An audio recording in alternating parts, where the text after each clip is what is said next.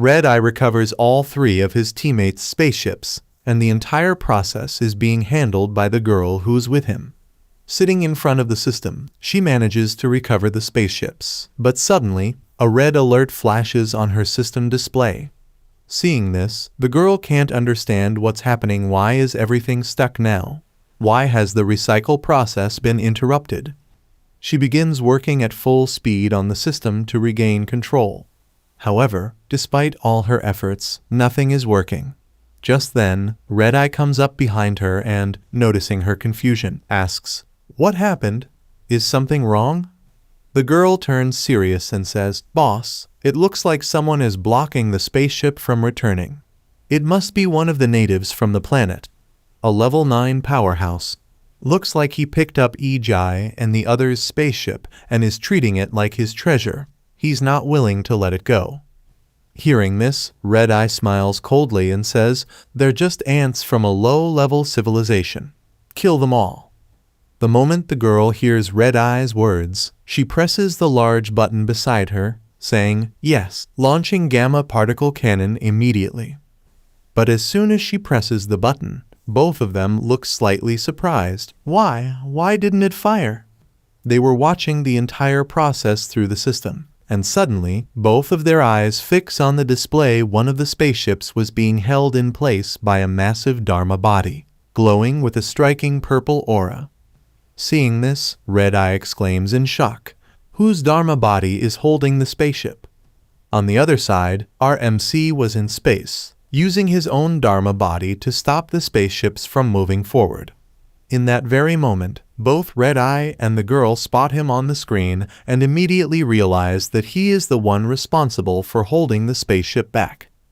Our MC was clearly visible on the display. As soon as Red Eye sees him, he lets out a surprised laugh and says, "This power, it's only at level 9, yet it's enough to rival a level 10 spaceship engine." His physical strength is almost comparable to a level 10 physique. But that realization wasn't just shocking, it was unsettling. There's no doubt about it. He possesses a transcendent life constitution. His confusion slowly mixes with a rising excitement, and with gleaming eyes he says, "This is a top-tier transcendent life constitution. Do you have any idea how much a slave like this would sell for in black crystal coins? A top auction house in the Yamu Star Zone once sold a Morning Star-level transcendent talent like this for a staggering 1 billion. The moment the girl beside Red Eye hears this, her eyes go wide in disbelief. 1 billion.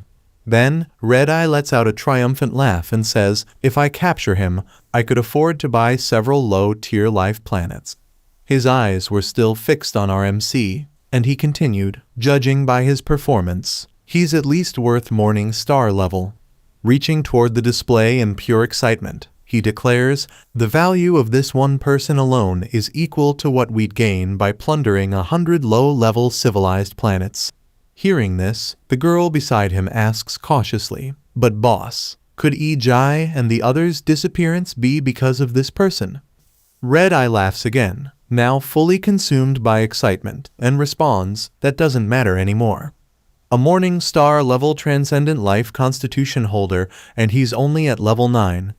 There are no level 10 beings in this starfield." Then, placing a hand on his companion's shoulder, he explains with passion, "Scorpion, do you know what this is? This is a gift from the stars, a blessing, a stroke of tremendous luck. If we don't take him now, we'll regret it." Without a moment's hesitation, he commands, "Deploy the Demon Silver Guards," but suddenly, something on the display catches his attention.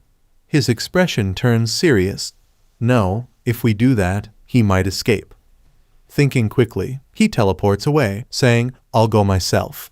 Be sure to coordinate the ship to assist in the capture, and whatever you do, don't injure our golden treasure." As Red Eye vanishes, the girl stares at the display, eyes still locked on our MC. She murmurs to herself, "Morning Star." Though her voice was calm, a trace of unease lingered in her tone. "Why do I feel this strange anxiety? Is it because Ejai and the others vanished so suddenly without a trace? I just can't figure it out." Still unsettled, she rises and prepares to leave, muttering, "Forget it. With Lord Red Eye's strength nearing level 11, and with the level 11 class Demon Claw ship assisting him. If he can't even subdue a mere level 9, then that would be the biggest joke in the universe. Meanwhile, on the other side, RMC was racing forward through space at full speed. He could already sense someone approaching and was eagerly awaiting their arrival.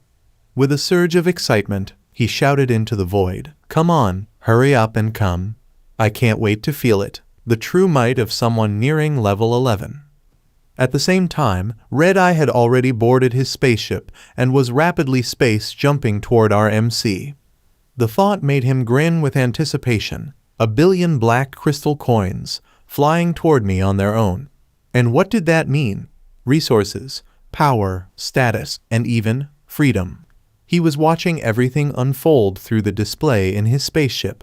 Clenching his fist with excitement, he declared, "Not only will I have a greater chance to break through to level 11, I'll finally be able to clear my name, to step proudly into the ranks of high-level civilized worlds. From a notorious space pirate to a noble of the starry skies, it's all within reach." As the spaceship continued to close the distance, Red Eye sat there, fired up with ambition, laughing to himself. Even if he's morning star level, what can a mere level 9 do? I've already got 1 foot on the threshold of level 11, and with the support of the level 11 Demon Claw ship, how could he possibly escape me? His ship surged forward 1,000 kilometers, 5,000 kilometers, and finally it closed in to just 300 kilometers from the target. Suddenly, the system issued a warning alert. Red Eye stared at the signal in confusion. What? The level 11 Demon Claw is issuing a danger warning. But instead of panic, it only made him more excited. Interesting. This mere level 9 transcendent constitution, to think it's dangerous enough to trigger a level 11 warning. The more potential he has, the more valuable he becomes, and the more defiant a genius is, the greater the thrill of taming him. Within moments, Red Eye's spaceship came to a stop right in front of RMC. And there he was, RMC standing tall, chest out, completely unfazed in the vast emptiness of space. As soon as Red Eye exited his ship and laid eyes on him, he let out a mocking laugh and said, "Kid, you're actually here waiting for me? You really have no fear of death, do you? Unbelievable. You're giving me the same thrill I feel when facing a warrior of my own level in a life or death battle. How delightful. What's your name?" Hearing this, RMC replied calmly, "My name is Lu Shang. Now get to the point, enough of your nonsense." Hearing those words, Red Eye's body flared with a glowing, powerful aura. He laughed with satisfaction. "Very good. That's exactly what I was hoping for." At the same time, Lu Shang released his own aura, a deep, dark purple energy swirling around him like a storm. Red Eye immediately began preparing a powerful attack. With a grin, he said, "With strength like yours, you've certainly earned my hospitality. So allow me to show you my power." As he spoke, he formed a glowing red energy ball in his hands, its radiance crackling with intensity. Letting out a sharp laugh, he shouted, "Feeling scared now? You're just a level 9, how could you possibly be a threat to me? Don't worry, it won't hurt much. It'll all be over in a flash." As soon as he finished his sentence, Red Eye hurled the glowing red energy ball straight at Lu Shang. The attack was enormous, bursting with near level 11 energy. Seeing it coming, Lu Shang's expression turned serious. "That energy, it's dangerously close to level 11. This is no joke." Immediately, Lu Shang took a battle stance, his body shifting into a flawless punching form. With a single, thunderous strike, he hurled his fist straight at the incoming energy. As Lu Shang's punch collided with the red energy ball, it was instantly obliterated. But it didn't stop there. His fist carried through the blast, sending a shockwave of raw energy crashing toward Red Eye himself. Red Eye was completely stunned. He couldn't believe what he had just witnessed. How could a level 9 warrior release such terrifying power? Lu Shang's energy wave struck Red Eye head-on, slamming into him with unstoppable force. The impact continued to ravage Red Eye's body until his arm was completely destroyed. Then, his body shot backward like a meteor, smashing into a nearby moon. The force of the blow was so immense that half the moon was obliterated on impact. Back on the spaceship, the girl monitoring the system screamed as she lost Red Eye's signal. "He's dead." The peak level 10 red-eyed boss was killed by a single punch from a level 9 transcendent martial artist.